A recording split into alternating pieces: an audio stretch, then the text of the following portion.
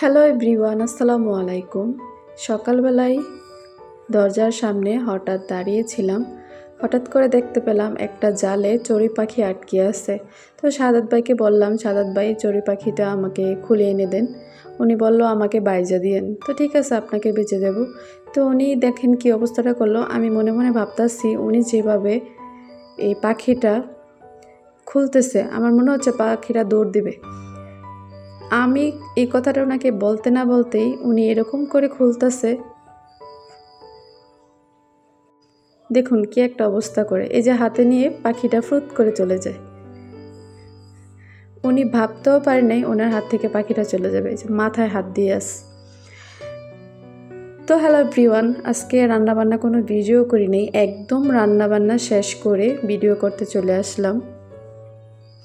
তো আজকে রান্না করেছি ভাত। প্রথমে ভাত দেখাচ্ছি, 4 জনের ভাত, আধা কেজি চালের ভাত। আর এখানে আমি ট্যাংরা মাছের ঝোল রান্না করেছি। ট্যাংরা মাছ বেশ বড়ও না ছোটও না, মাঝারি আকারে ছিল, ডিমওয়ালা মাছ।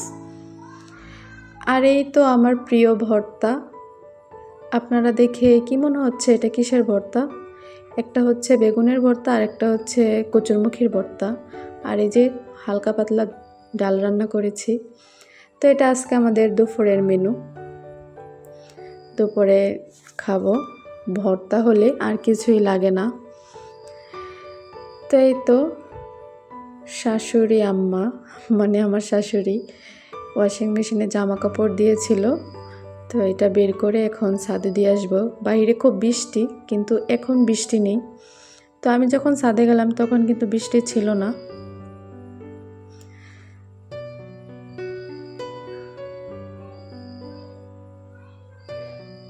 একটু পর পর বৃষ্টি আসে, হঠাৎ বৃষ্টি থামে আবার বৃষ্টি চলে আসে।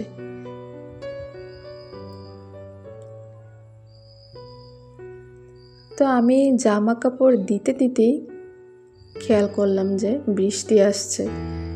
তো কি করব, আমি কিন্তু জামা কাপড় ঘরে নিয়ে যাই নাই, এইখানেই রেখে দিয়েছি।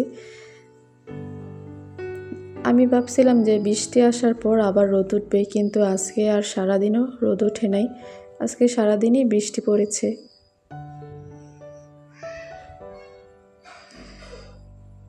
তো এক এক করে আমি সব জামা কাপড় দিতে শুরু করলাম। হঠাৎ বোরখা আসলো আমার সামনে। তো আমি হঠাৎ বোরখা চেক করতে শুরু করলাম, দেখি কোনো টাকা পয়সা পাই কিনা। আমি এখানে থেকে কত টাকা পেয়েছি জানেন? একদম ফাঁকা পকেট, কোনো টাকাই ছিল না। নিশ্চয়ই আমার শাশুড়ি আগে থেকেই টাকা সরিয়ে নিয়েছে। তো গতকাল উনি ওনার মেয়ের বাসায় গিয়েছিল। তো ভাবলাম পকেটে টাকা থাকতে পারে, একটু দেখি টাকা আছে কিনা। তো পকেট চেক করতে গিয়ে দেখি একদম টাকা নেই। তো শুধু শুধু চেক করলাম, পকেট মার করে লাভ হয়নি। তো সবগুলো জামা কাপড় আটকিয়ে দিলাম। আর হঠাৎ করে আমার দুষ্টমানি মনে হয়ে গেল, আমি একটু পা দিয়ে পানিগুলাকে কি দুষ্টামানি না করলাম। আর এইদিকে বাথরুমে এসে দেখলাম আমার মেয়েরা গোসল করতেছে, তাই একটু ভিডিও করে নিলাম।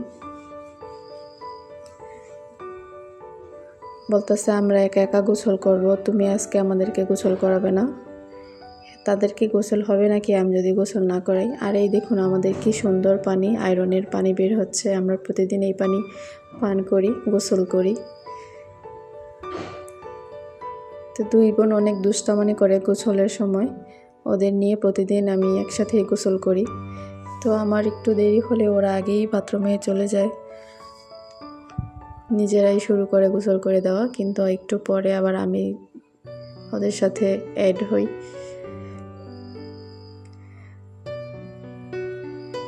তো জামা কাপড়ের সাথেই গোসল করতেছে। জামা কাপড় খুলে দিবে, তারপর শরীর মেজে দেব, তারপর গোসল করবে। আর দেখো ছোট পিচ্ছিটা কি অবস্থা করলো, নিজে নিজেই গোসল করে ফেলতেছে।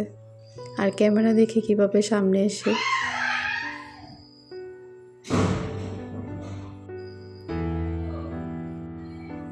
কি ঢংটাই না শুরু করলো। তো প্রতিদিনই 2 বোন গোসলের সময় অনেক মজা করে গোসল করে, কিন্তু আমার ছোটোবেলাটা এরকম ছিল না।